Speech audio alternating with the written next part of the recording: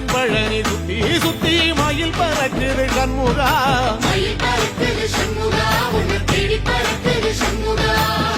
கிட்ட வந்து எட்டி நின்று என்ன பார்த்து சிரிக்குது சண்முகா,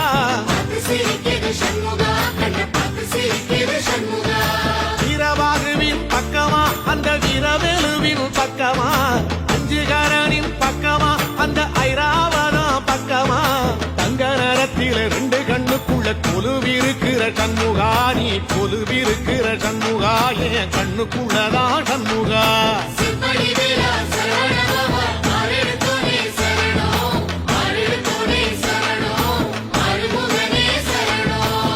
மருதமர சத்தியமாவோ